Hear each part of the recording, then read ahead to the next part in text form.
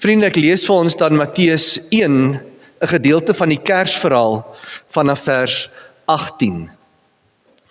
Dit is hoe Jesus Christus gebore is. Maria, sy ma, was verloof aan Josef nog voor hulle getroud is en hulle intiem verkeer het dit gebleik dat sy verwagtend was deur die Heilige Gees.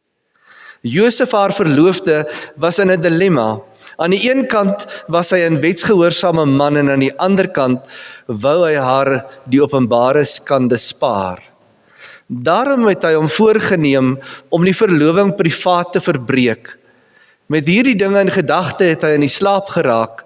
Daarop verskyn 'n engel van die Here in 'n droom aan hom en sê: Moenie huiwer om voort te gaan met jou huwelik met Maria nie. Die kindjie wat sy dra is verwek deur die Heilige Gees. Sy sal aan 'n seun geboorte gee en jy moet hom Jesus noem, want hy sal sy volk van hulle sondes red. Dit alles het gebeur om die Here se boodskap deur die profeet te laat uitkom. Die maagd sal swanger word en sy sal aan 'n seun geboorte gee. En die mense sal hom Immanuel noem. Hierdie naam beteken God is by ons. Toe Josef wakker word, het hy gemaak soos die engel van die Here hom beveel het. Hy het Maria as sy vrou by hom geneem, hom in die huis geneem, maar hy het nie intiem met haar verkeer totdat haar seun gebore is nie. En hy het hom Jesus genoem. Ons lees tot sover uit die woord van die Here. Vriende,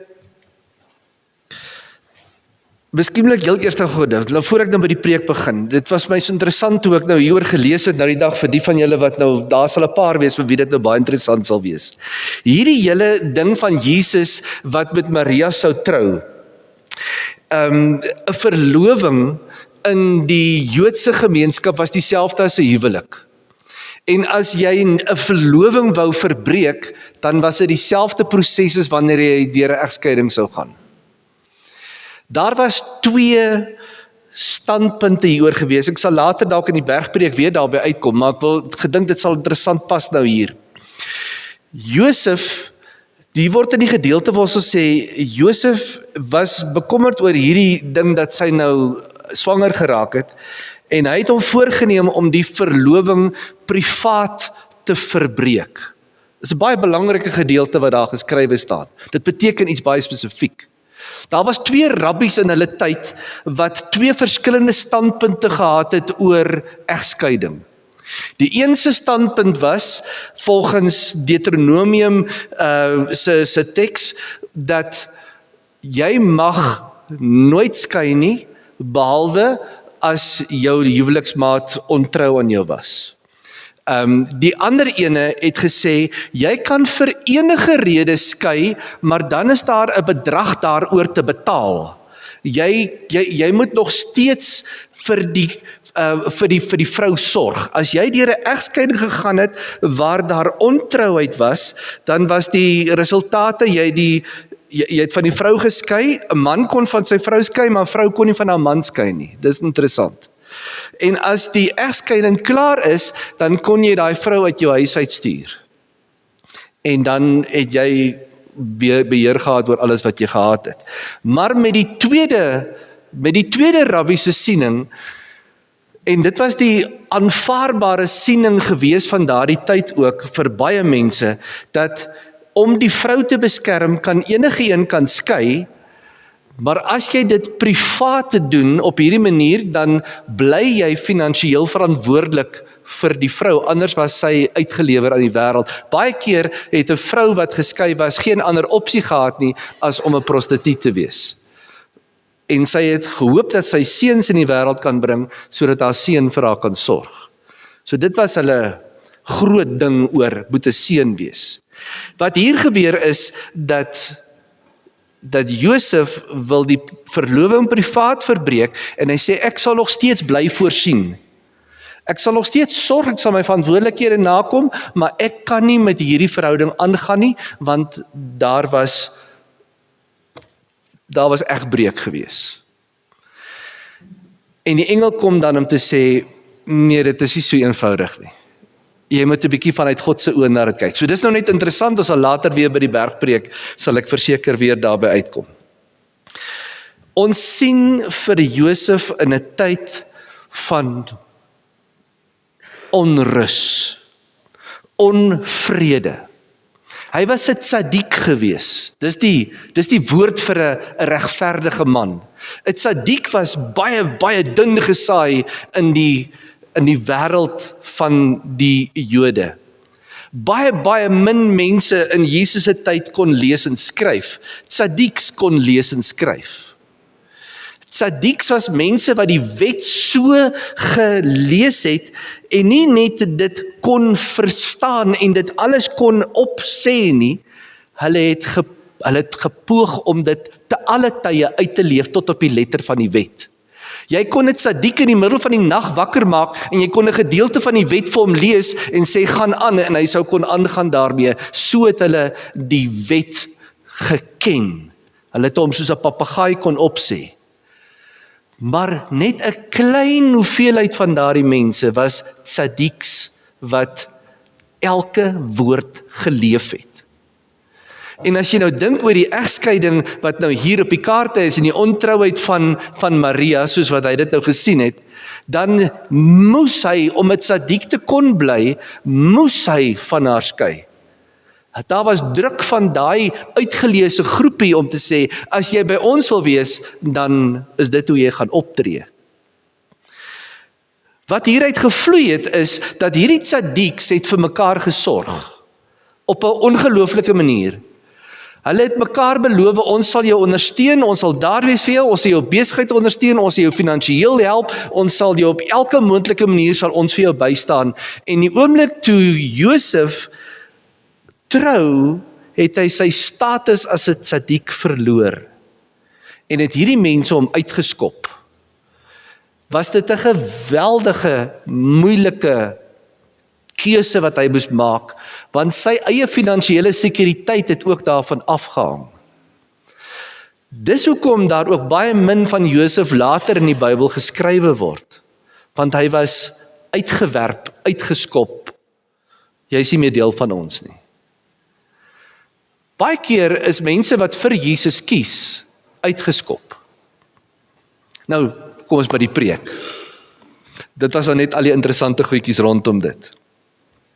Toe die nuwe jaar in 1900 aanbreek, het kenners gemeen dit sou die grootste eeu van vrede wees. Min het hulle geweet dat in daardie eeu sou daar 2 wêreldoorloë woed, die bloedigste van almal. In daardie tyd is ook die eeu waarin die koue oorlog tussen ooste en weste ontstaan het. Dis die eeu waarin atoombomme ontwikkel is en tot op so 'n mate ontwikkel is dat dit die wêreld totaal kan vernietig. Die atoombom wat op Hiroshima geval het, is vandag die kleinste moontlike atoombom wat bestaan. Daar is meer as 2000 van hulle in die wêreld. Dis die kleinste. Die grootste is byna 300.000 keer meer kragtig as daardie een. As een ontplof, sal dit die aarde uitwis. Ons lees in die nuus en kyk elke aand op die TV na die dreigemente wat wêreldleiers gee en die bomme wat elke dag op verskillende plekke in die wêreld ontplof. Dis die eeu waarin mense nog nooit ooit soveel mekaar gewantrou het as nou nie. Dis die ontwikkeling van atoombomme en chemiese wapens, satellietspionasie en drones wat mense kan dophou tot hulle die teiken op die regte plek kan tref. Hierdie onvrede in ons wêreld is nie beperk tot politiek en lande se ideologieë nie. Dit kom ook uit in die godsdiens. Daar was 'n stadium, en dit is nog steeds in sekere groepe so, waarin almal gedink het die 3de wêreldoorlog sal oor godsdiens gaan. Islam teen Christendom. En soveel oorloë was ook al in die verlede hieroor geveg. Die wantroue wat mense tussen gelowe het seker nog nooit so 'n hoogtepunt gehad soos in die afgelope eeu nie. Maar wat vir my ook dikwels ontstellend is hoe gelowiges wat almal saam glo in Jesus Christus, baie keer nie die son oor mekaar kan gun nie.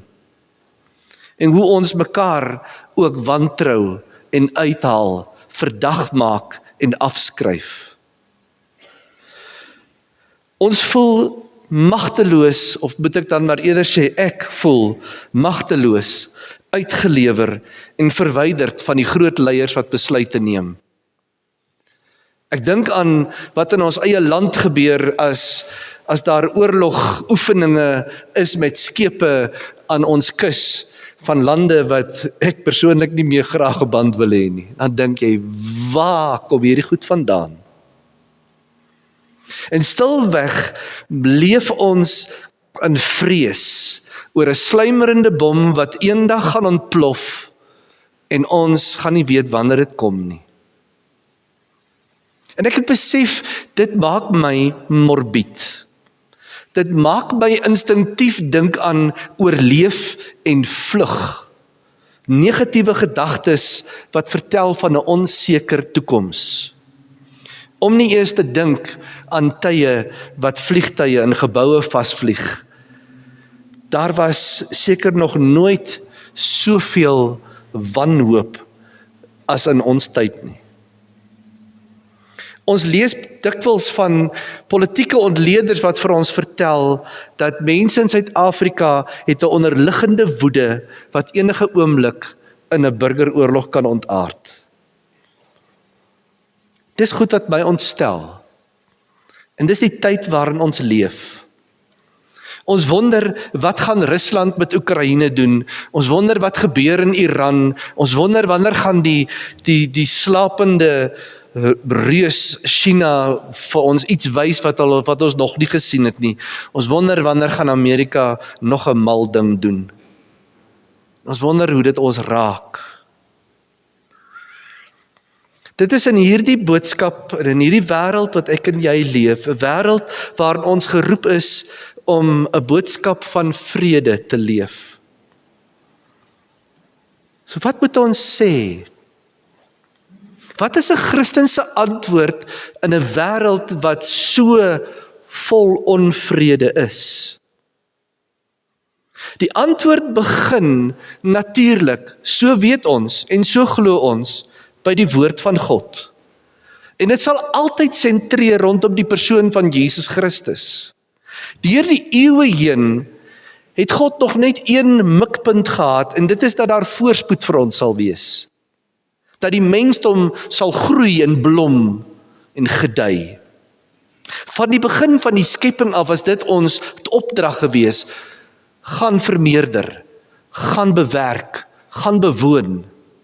In Jeremia 29 vers 11 kry ons hierdie boodskap dat God vir ons deur sy profete vir ons wil sê, ek beplan vir jou voorspoed, nie teëspoed nie, sê die Here. Profete en gestuurdes bring hierdie boodskap oor en oor vir ons in die Bybel. Keer terug na God en jy sal vrede hê. Keer terug na God en jy sal vrede hê. Maar God gaan verder as hierdie woord van profete, en met Kersfees word hy mens en die engele sing vrede op aarde vir die mense in wie hy in welbehae het. Want vandag is daar vir jou gebore in die stad van Dawid, die verlosser, die een wat genoem sal word die Vredevors. Instinktief weet ons, dit is waar die antwoord lê. Die antwoord en die oplossing vir soveel onvrede is gesetel, liewe gelowiges, in Jesus Christus en nie in politieke stelsels of in regimes wat verander of iemand wat ons net uit die pad uit wil kry, want dan sal iemand anders dalk tog beter besluite kan neem nie. Johannes vertel vir ons dat alles het deur Jesus Christus ontstaan. Ja, nie 'n enkele ding het sonder hom tot stand gekom nie. Ware, standhoudende vrede kan nie sonder Jesus Christus geskied nie. Dis God se begeerte vir ons, dat ons in vrede sal leef, Maar dit help ons niks om vrede, vrede te skreeu, terwyl soveel onvrede in ons eie harte en in ons eie are klop nie. Die stories wat ons hoor, die verhale van wat in Christenmense se lewens gebeur, vertel veel eerder van onvrede as van 'n vrede wat alle verstand te bowe gaan. Ook ons as gelowiges is geneig om te wantrou teenoor ander mense. Ons weet, want ons skuur skouer met mense rondom ons. En in hierdie skouerskuur met mense rondom ons, kom ons agter dat ons opinies kan verskil en ons koninkrykies word bedreig. Daarom, vriende, as ons wil eerlik gesels oor vrede vir hierdie jaar wat vir ons voorlê, dan moet ons aanvaar dat daar is ook onvrede, dikwels binne in die kerk. En dan praat ek van die kerk globaal, maar ek praat ook van die kerk in ons eie land, en ek praat dikwels ook van ons eie gemeente. Daar is ook onvrede, ons moet dit ook in die oog kyk. Ons het 'n wantroue teenoor mekaar. As jou opinie nie is soos myne is nie, dan hou ek jou liewer op 'n armslengte. Dan vermy ek liewer 'n bietjie oogkontak, want dit laat my toe om my eie ding te doen en op my eie manier aan te gaan. Ons weet van mense wat so leef. En die opdrag is dat ons God sentraal moet hê in ons denke en dat dit God se besigheid is dat ons in sy kerk so sal leef. Ons weet dat in ons geskiedenis is konflik in huwelike of in 'n gesin ernstig.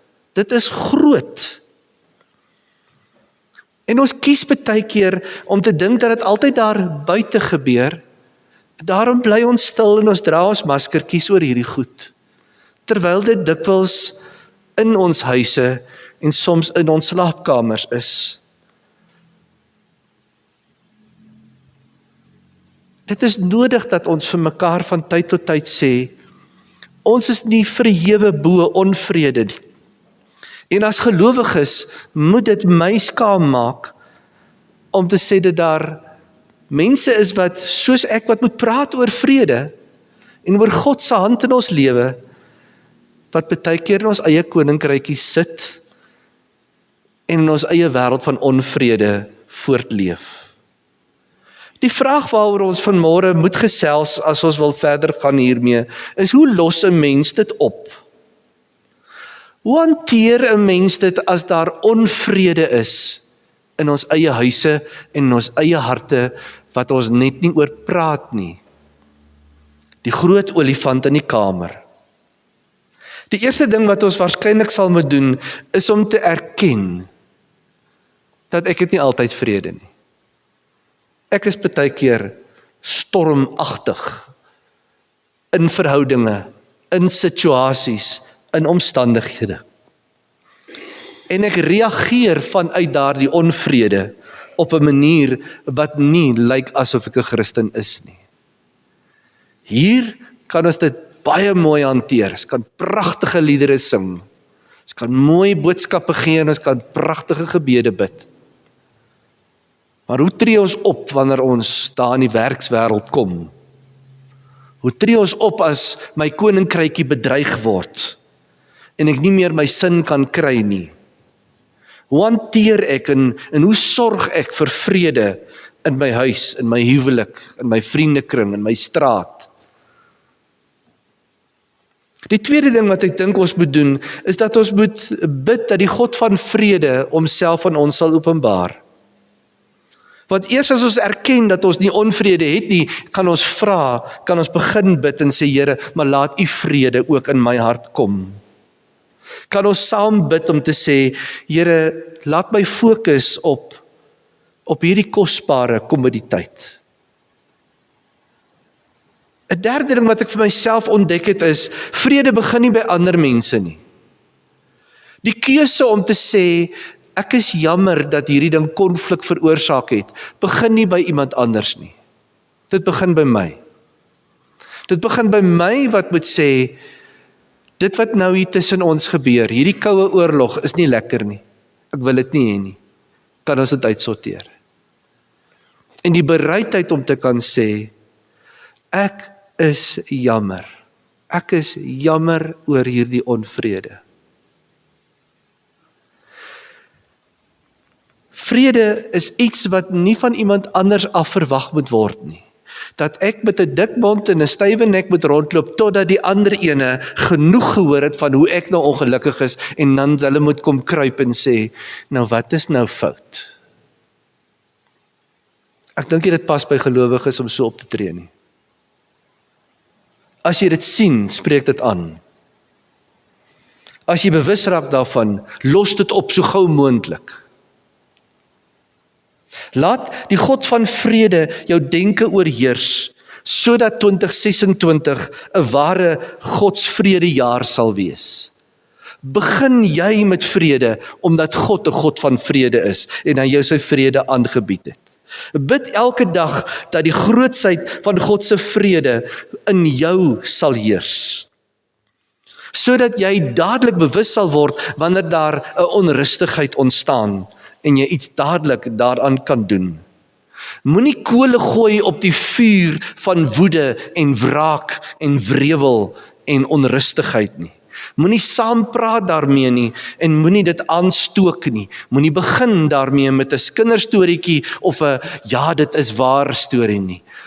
Ontlont dit net daar. Ontlont dit dadelik. Want gelowiges is mense wat leef in die vredeseisoen van God se genade.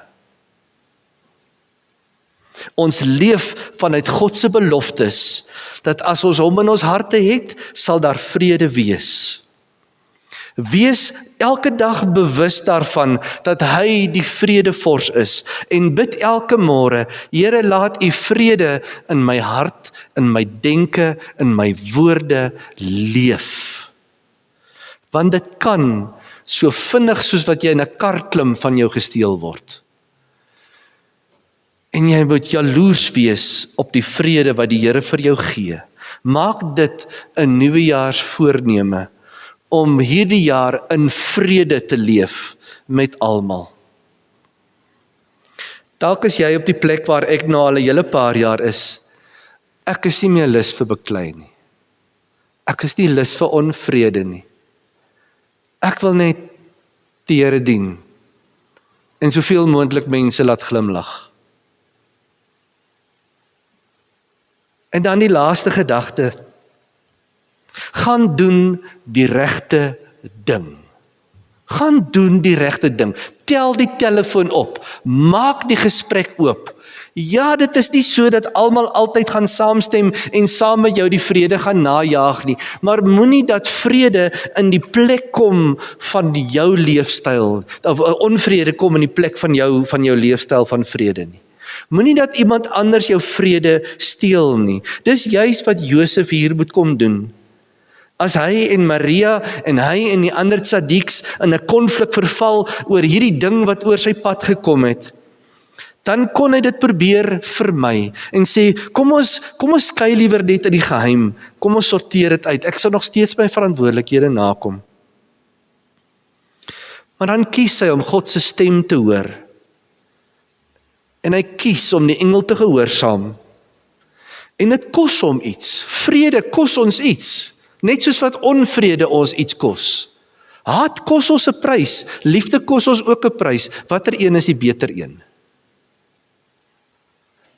Kies dan om God se stem te hoor vanmôre en gaan terug na jou Maria en na jou Godskind om hom te laat ons sien opgroei. Leer om te doen wat Jesus ons gewys het in die skrif. En volgende week gaan ons spesiaal daarmee begin. Oor wat sê Jesus vir 'n wêreld wat in onvrede leef op verskillende onderwerpe, verskillende terreine, en hoe spreek hy dit aan? Wat het hy te sê oor die onvrede tussen mens en God, tussen mens en sy naaste, tussen mens en sy godsdiens, tussen mens en sy kerk, tussen mens en homself. Mag die Here vir ons seën, wanneer ons hierdie jaar saam soek na sy plan vir ons lewe. Amen.